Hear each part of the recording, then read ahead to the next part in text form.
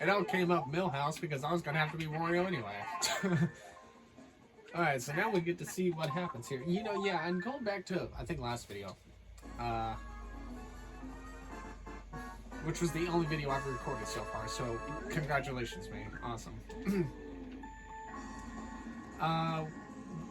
The reason why I'm doing, instead of just doing the regular 16, is because I just feel like it's way too short. Like, I don't like how short Mario Kart 64 is.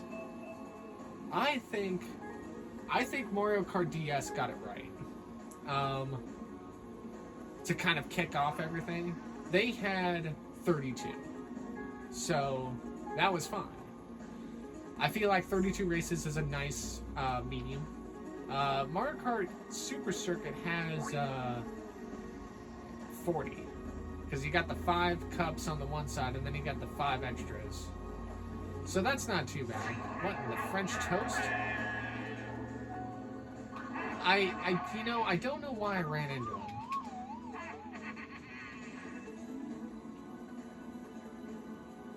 If Luigi starts running away, Luigi is second in points, so if he starts running away, it could be... What I've learned in Mario Kart 64, though, is that because of the... oh, I thought I fucking missed that. I thought Bowser was going to hit it. What I've learned in Mario Kart 64, though, is because of the 4-man point system, it's really difficult if you start slow to catch back up. And it's also really easy for, like, you see how Luigi's in second right now and Bowser's in first? All Luigi has to do is, like, be average second or third, like, for the rest of the cups, and he is going to have it clinched with, like, 4 or 5 races left to go.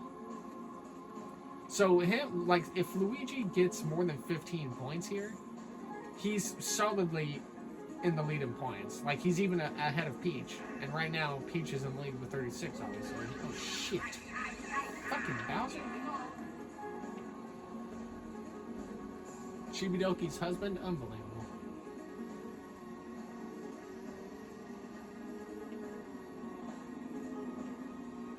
Oh, shit. The thing I don't like about Wario is that he's got kick out. Which, you know, when he turns, he kind of, like, goes up the track a little bit. And then if you try to overcorrect, he, like, will sway back to the other side. Kind of like, you turn this way, and then if you want to, like, save it, he does that. He does the little kick out if you want to save it, where he, like, kind of makes himself go out a little bit, and then he reels it back in, and I couldn't avoid that because I fucking had bananas. I guess I should have just spun out. I should have just spun out. I remember how much hell this track is on mirror mode, but it's honestly one of my favorites ever. I'm so glad they didn't do this. They didn't do this race justice on it wasn't Mario Kart 7. It was Mario Kart 8. They didn't do this track justice. They made the traffic to go both ways, and on mirror mode, they should. Man, I don't know.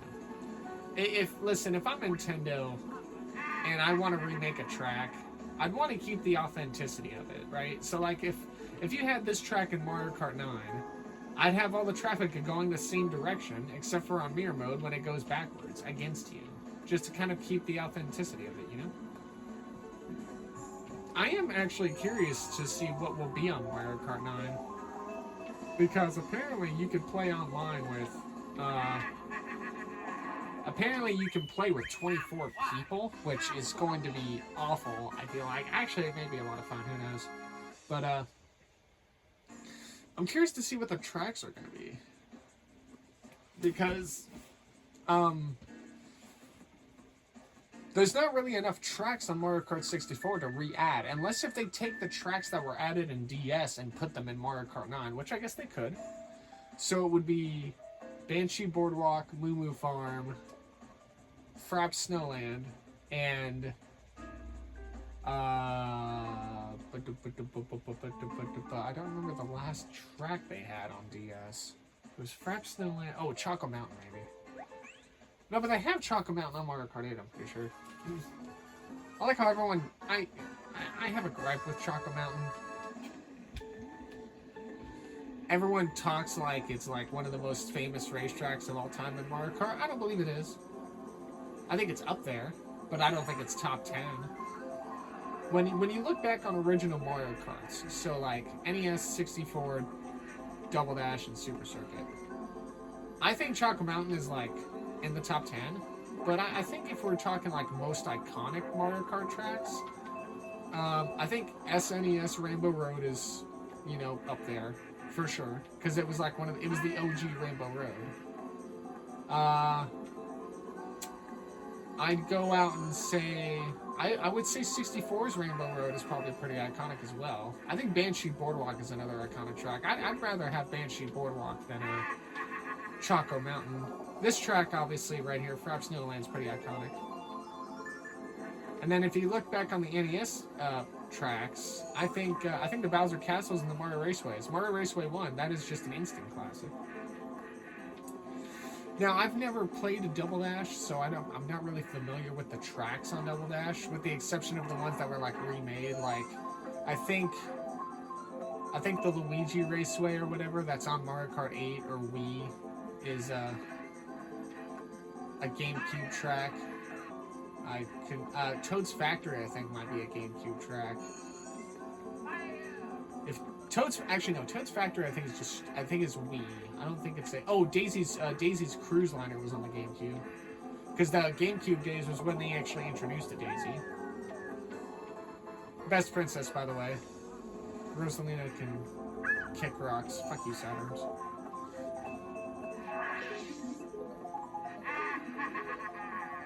Actually, Rosalina's really nice. I like Rosalina. I think I'd have Rosalina ahead of Peach, but Daisy's best princess.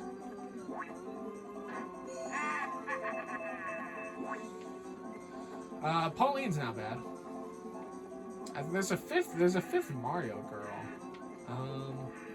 Let's see. It's Peach, Rosalina, Daisy, Pauline. But there's a fifth girl. I'm pretty sure.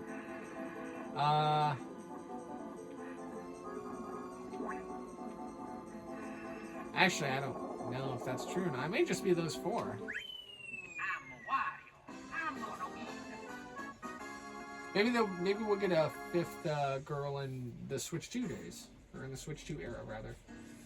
Maybe we'll see.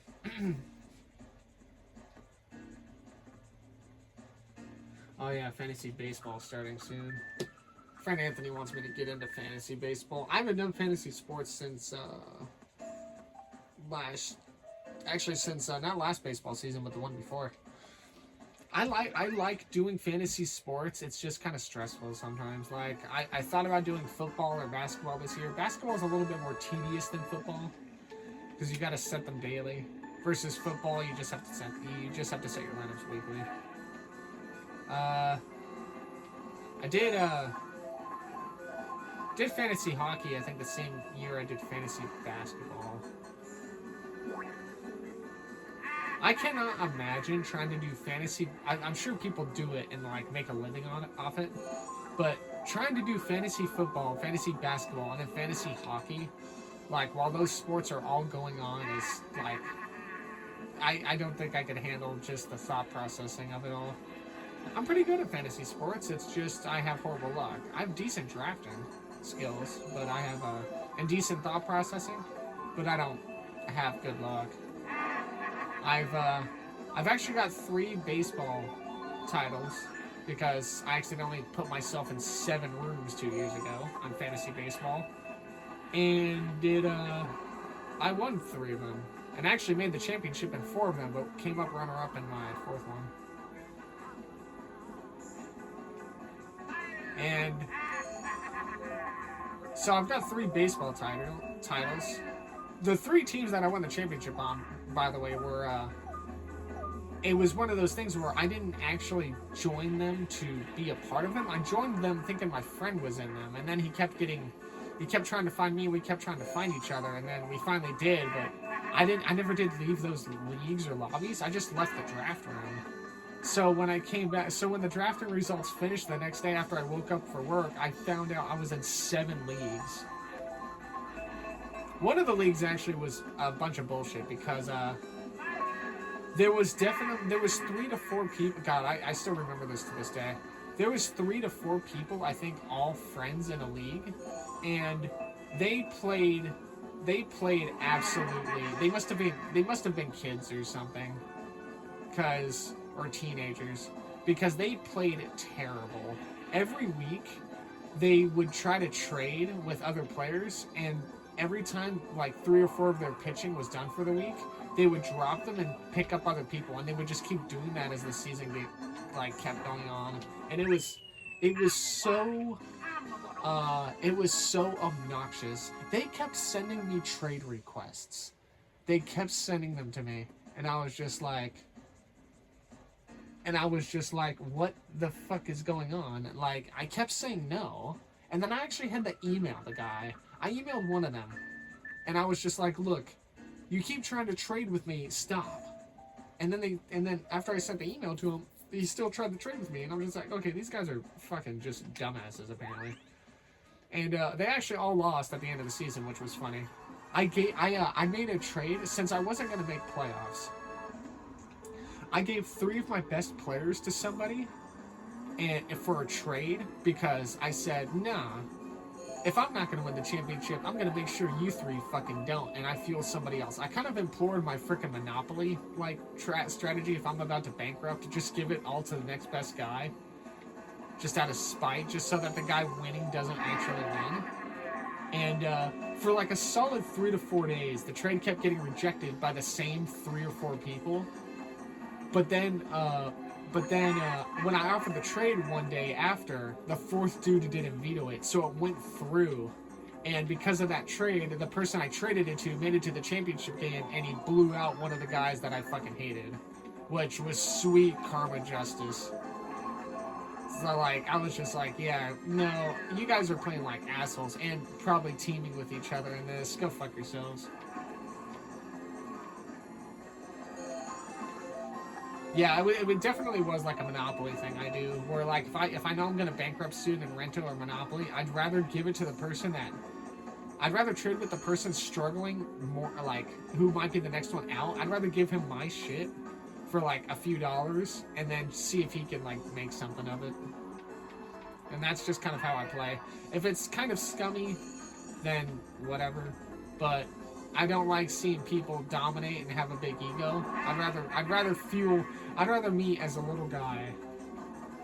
I'd rather me, somebody who's good and sometimes a juggernaut who actually goes down, give it to the little guy and see if he can do something with it. That's how I play. I lost. That's funny. Oh well. This is the first race I'm gonna lose. That's crazy. That's okay. I'm not expected to win every race, you know. I feel like for a majority of that cup, I was talking about Mario Kart, and then it went into fantasy sports for some reason. And then it went into fucking kind of bringing up that story from fantasy. See, 50cc in Mario Kart is like is such a vibe, because you just never know. Like it's so calm and chill. 150cc, I'm gonna have to start like honing in, obviously, because that's where all the excitement happens. See, Luigi got 18 points here, and he won that last race, so he did his job. He now has the lead over Peach by 1 point, actually.